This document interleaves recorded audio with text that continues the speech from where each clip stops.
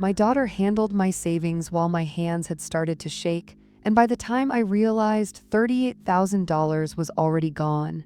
It did not return, and my place in the family quietly shifted. Stay with my story until the end and comment the city you're watching from so I can see how far this story has reached. I didn't discover the loss all at once. It didn't arrive as a number or a confrontation or even a moment that felt important at the time. It came the way so many things had started to come to me in those years. Through paperwork I didn't immediately understand, envelopes I set aside for later, and small procedural changes that felt temporary. The bank statement was thinner than usual, not missing, just thinner, fewer pages. I noticed that first before I noticed anything else. I remember turning the pages twice, slowly, thinking maybe one had stuck to another. My hands were unsteady enough then that I blamed them before I blamed the account. I folded the statement and put it back in the envelope. That was the pattern by then. When something felt unclear, I postponed it. Not because I didn't care, but because caring had started to take more energy than I seemed to have available. My daughter had told me that was exactly why she should help. She said it gently, as if she were offering to carry a grocery bag that looked too heavy. "You've done enough," she said. "Let me handle the boring parts." The boring parts had once been mine: bills, balances, forms that needed signing. I had been careful with money in a way that never felt strict, just steady. My husband and I had learned early how quickly things could slip if you stopped paying attention for too long. After he died, I stayed careful out of habit. But habit weakens when your body does. The shaking started slowly, just enough that I began avoiding checks. I would write them out and then stop halfway through my name, the pen hovering, the letters suddenly looking unfamiliar.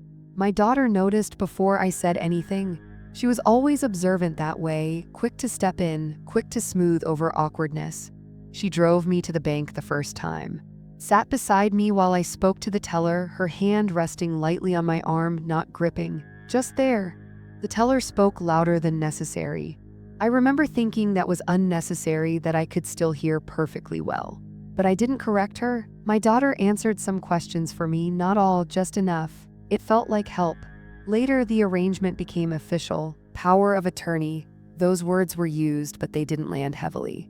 They sounded administrative, temporary, reversible. My daughter said we could change it anytime. She said it as if she were talking about rearranging furniture.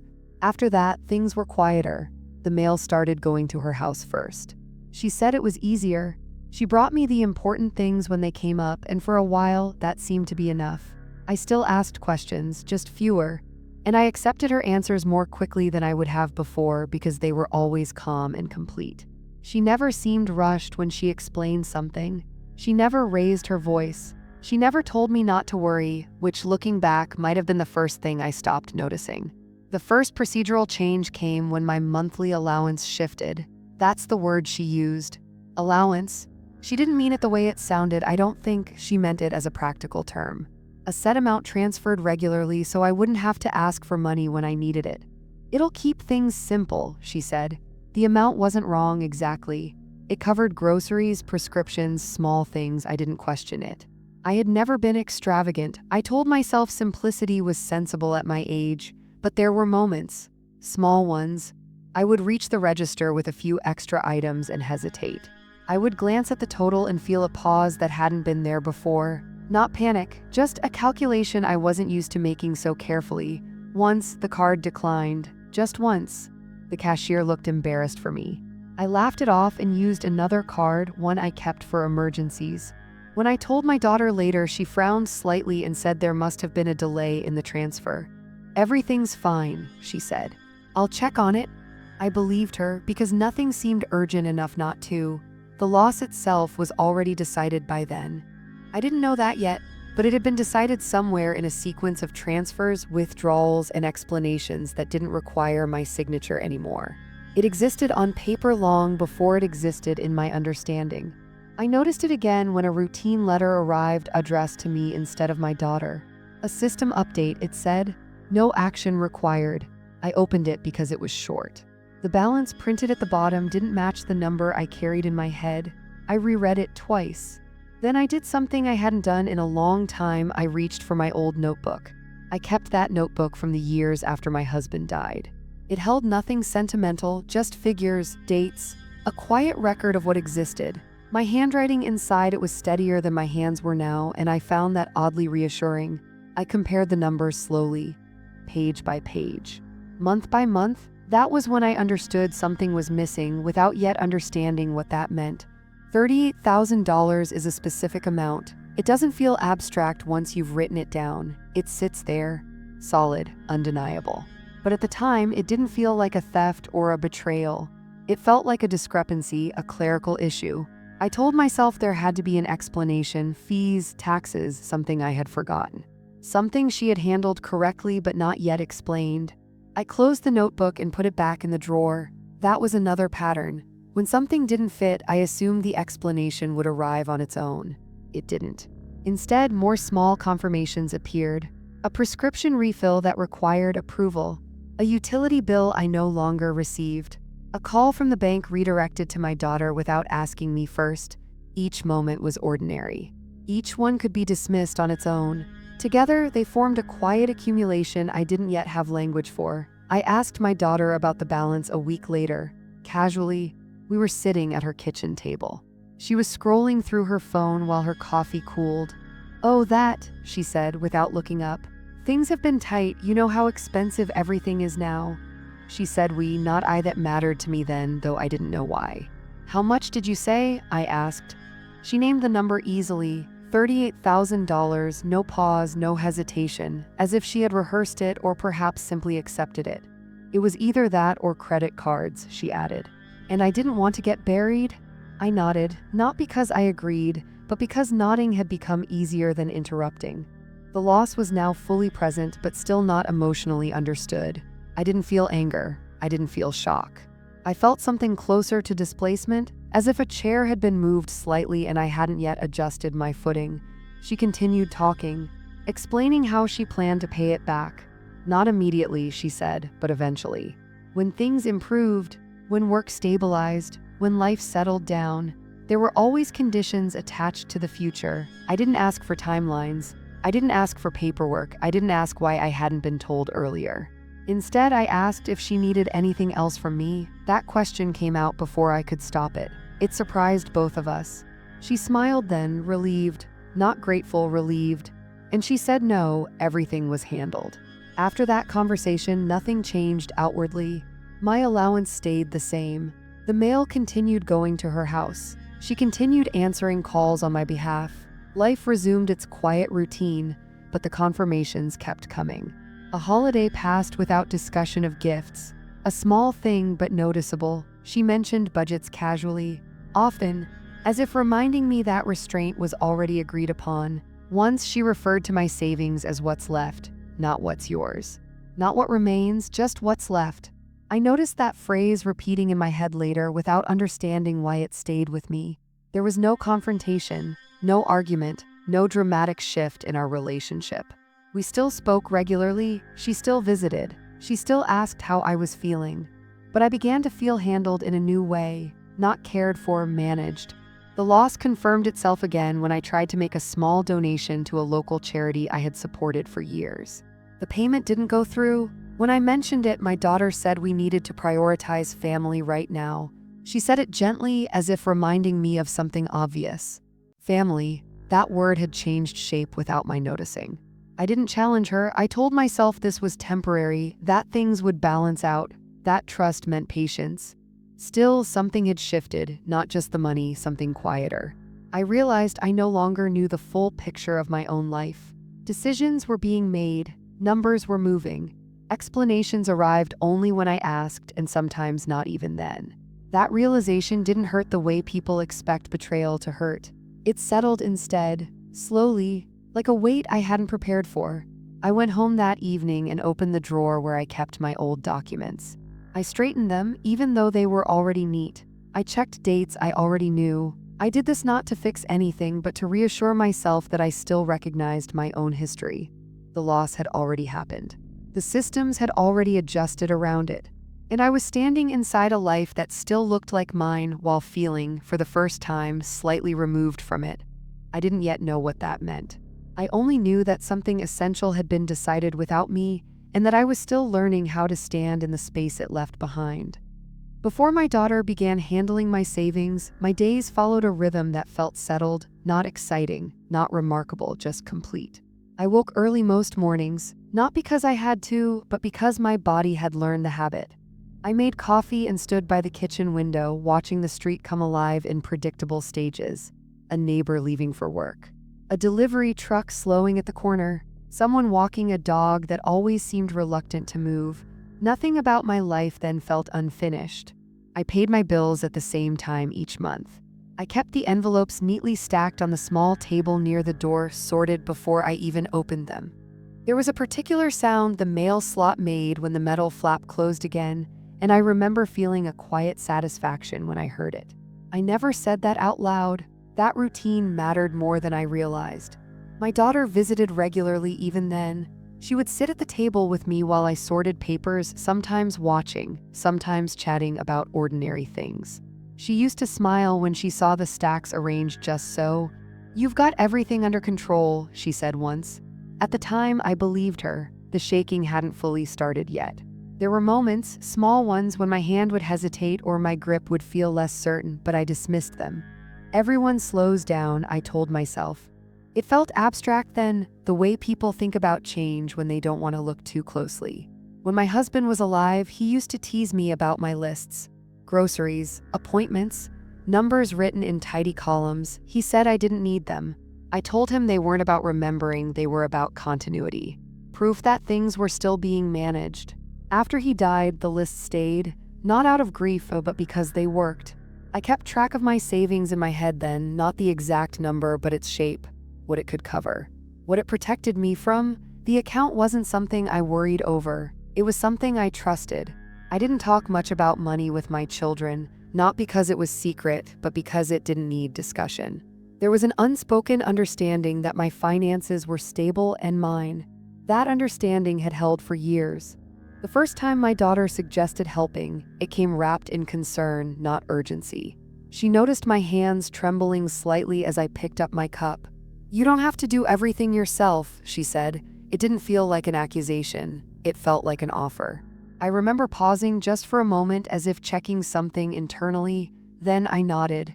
At that point, nothing had been transferred. Nothing had been signed. It was still hypothetical. I trusted that my money remained separate, protected, untouched.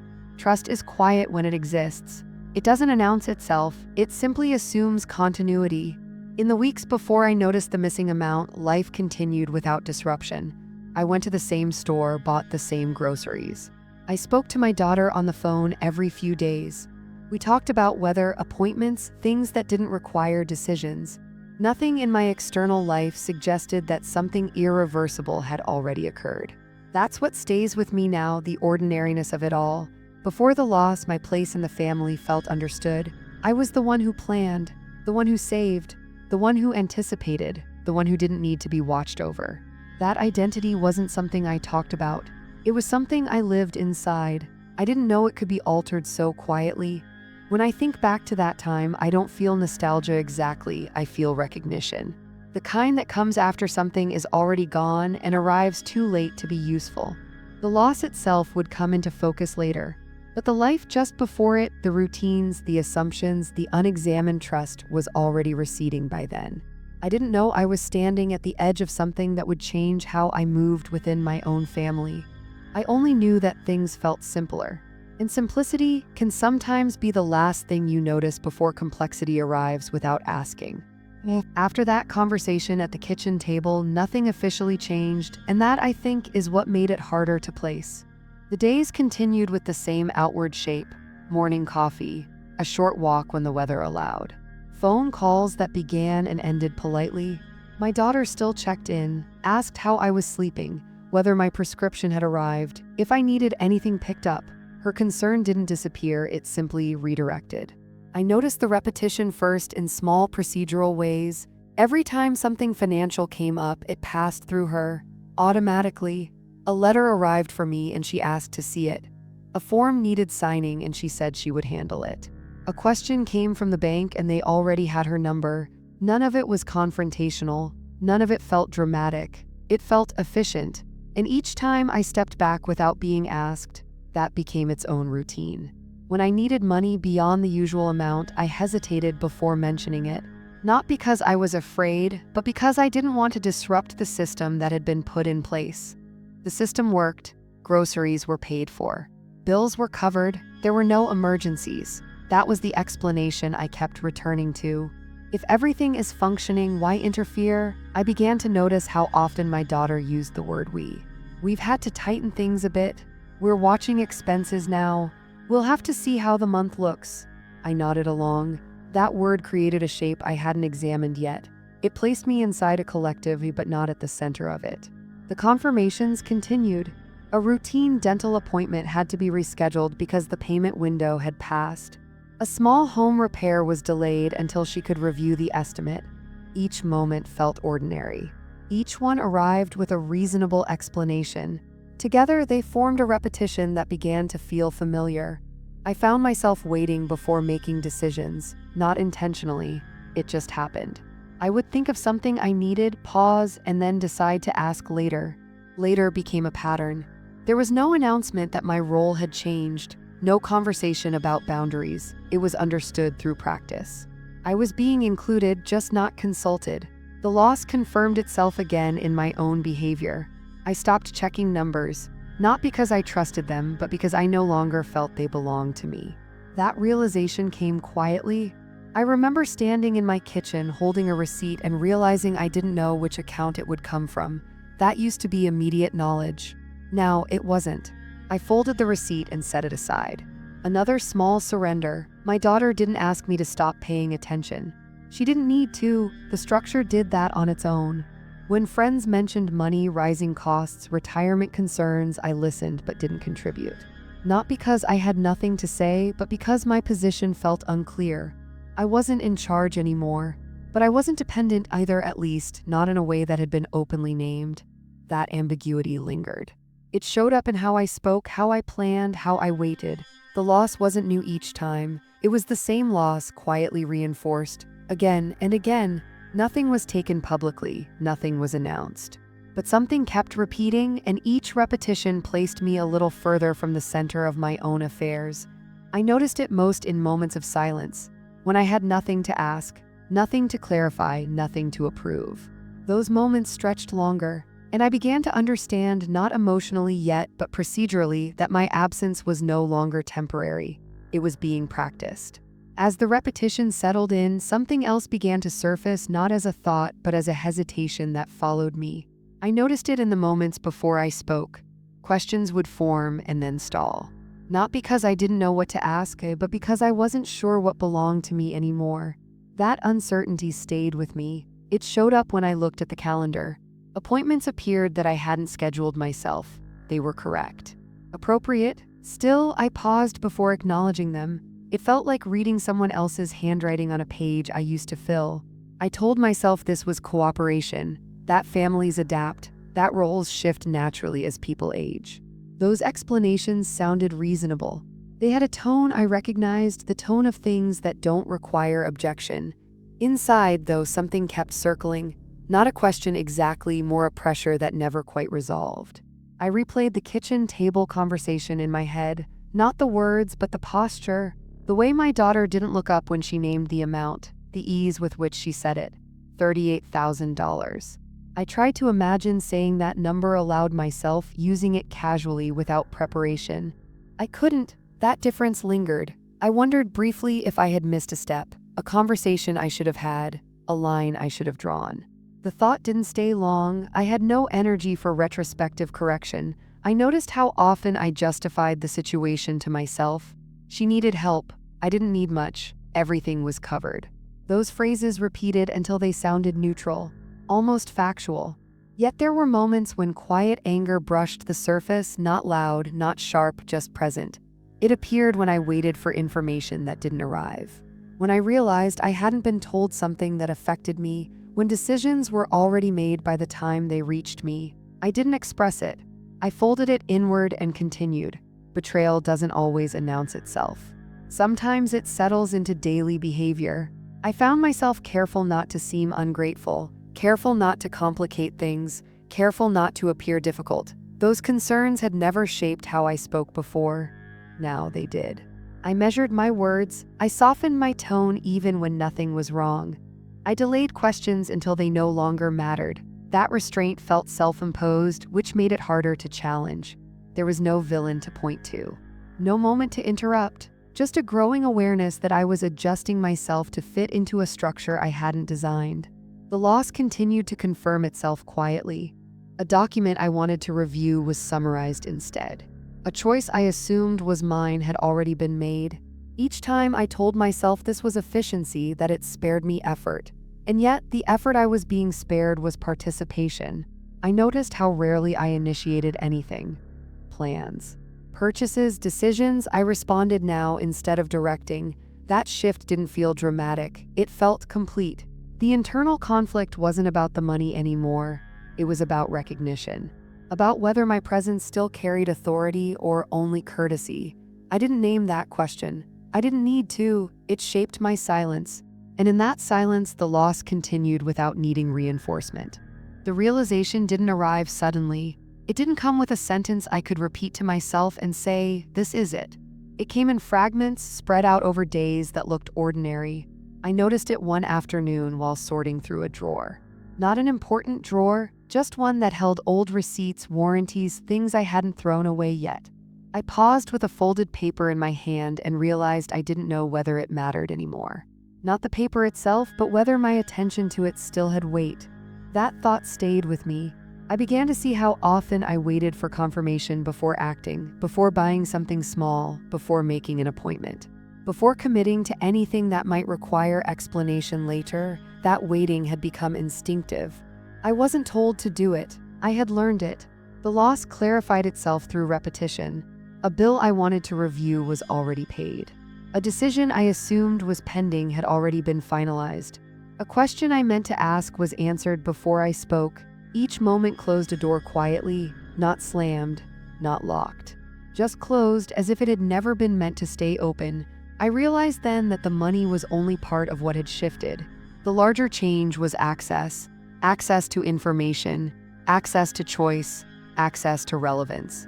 I was still present, but no longer necessary. That understanding settled slowly. I tested it once without meaning to. I suggested a change to something small, a different service provider, a minor adjustment.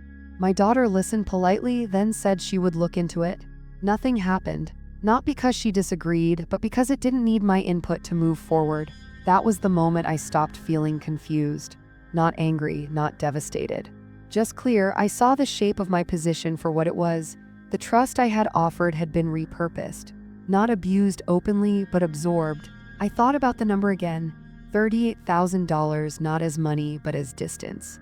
It represented a gap between what I thought was shared and what had been taken without discussion. The realization didn't demand action. It didn't ask for confrontation. It simply settled into my understanding.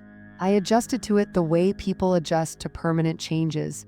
By accommodating rather than resisting, I didn't say anything new. I didn't ask for explanations. I began to act differently, more quietly, more deliberately.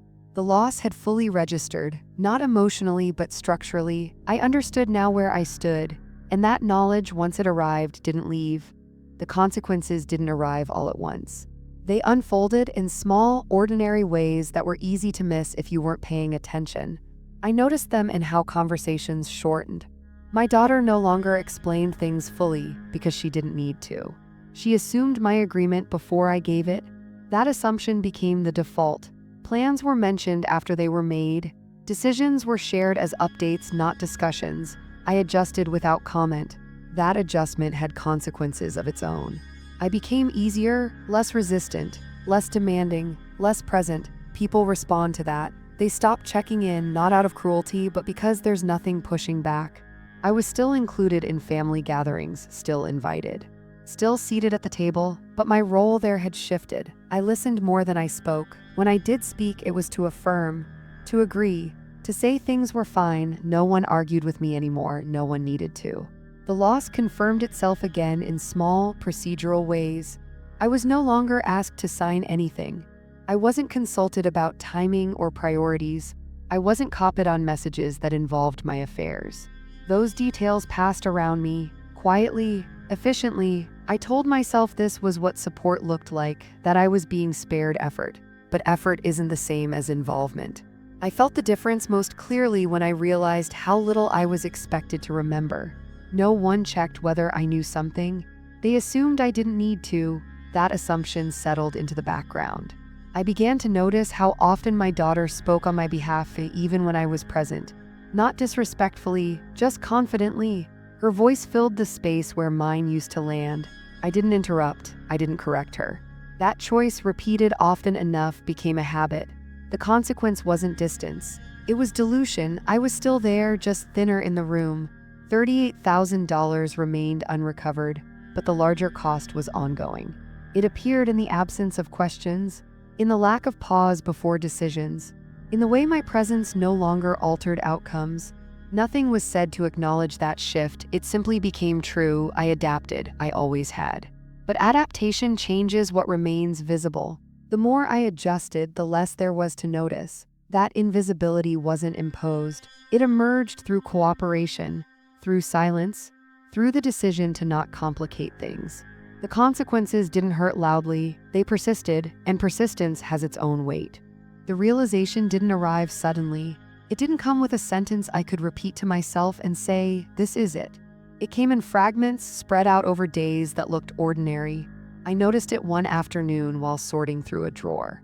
Not an important drawer, just one that held old receipts, warranties, things I hadn't thrown away yet. I paused with a folded paper in my hand and realized I didn't know whether it mattered anymore. Not the paper itself, but whether my attention to it still had weight. That thought stayed with me. I began to see how often I waited for confirmation before acting, before buying something small, before making an appointment. Before committing to anything that might require explanation later. That waiting had become instinctive. I wasn't told to do it. I had learned it. The loss clarified itself through repetition. A bill I wanted to review was already paid. A decision I assumed was pending had already been finalized.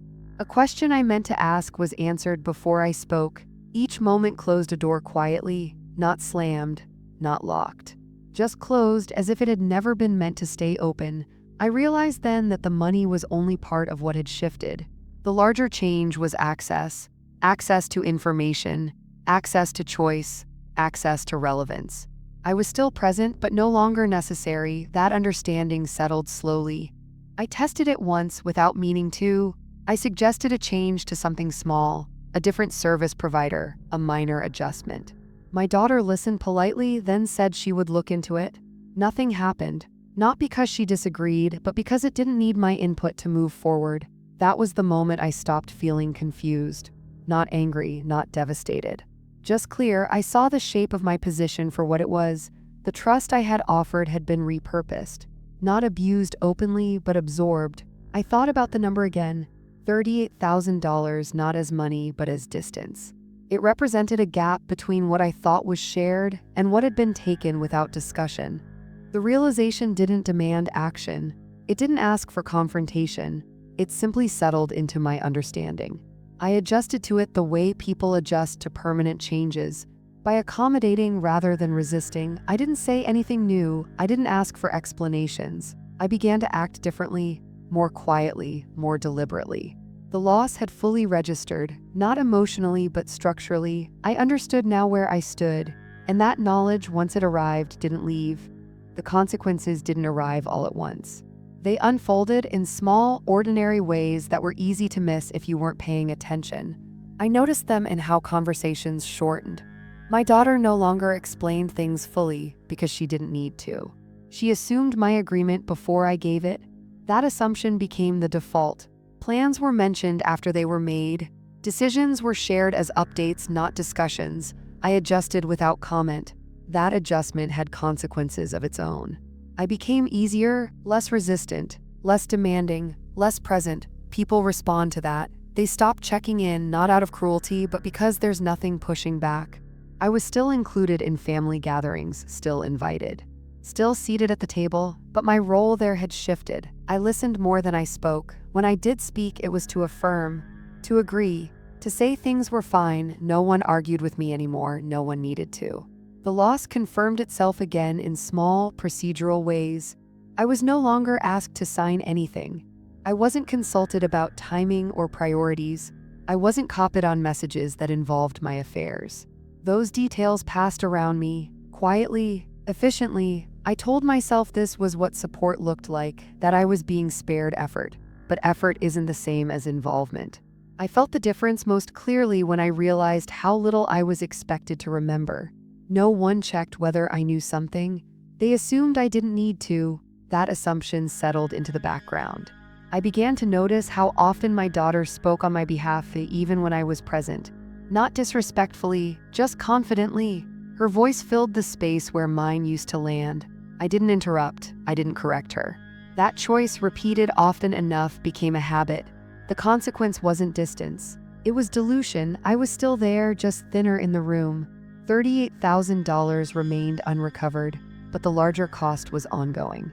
It appeared in the absence of questions, in the lack of pause before decisions, in the way my presence no longer altered outcomes. Nothing was said to acknowledge that shift. It simply became true. I adapted. I always had. But adaptation changes what remains visible. The more I adjusted, the less there was to notice. That invisibility wasn't imposed. It emerged through cooperation, through silence, through the decision to not complicate things. The consequences didn't hurt loudly. They persisted, and persistence has its own weight. The aftermath didn't look like an ending. There was no closing moment that signaled completion. Life continued in the same outward shape, the same calls, the same visits, the same polite exchanges. If someone had looked in from the outside, nothing would have appeared broken. That was the strangest part. I still woke early, still made coffee, and stood by the window. The street moved as it always had, but I noticed now how little I expected from the day, not in a hopeless way, just in a narrowed one. I didn't plan far ahead anymore. I didn't imagine possibilities. I waited for information instead of anticipating it. That waiting had become natural. I learned which thoughts to keep to myself, which preferences no longer needed expression. It wasn't sadness exactly. It was a quiet resignation to the role I now occupied. I was cared for. That part mattered, but I was no longer consulted. Those two things coexisted without contradiction. The money never returned, not in installments, not in conversation. It simply faded into the background of things no longer discussed. $38,000 became a settled absence, a number I stopped revisiting. What remained was the adjustment, the way I carried myself differently, the way I deferred, the way I chose silence where I once would have spoken. I didn't tell anyone how this had changed me. There was no need. The change expressed itself through behavior, through absence, through compliance. I became careful not to disrupt the balance, not to ask questions that would require explanation, not to remind anyone of what had once been mine to manage. That caution felt like maturity. It looked like acceptance. But underneath, it was something quieter, a loss of position, not dramatic, not cruel, just final. I still loved my daughter. That never changed. Love didn't protect me from this outcome, and it didn't need to. This wasn't about affection.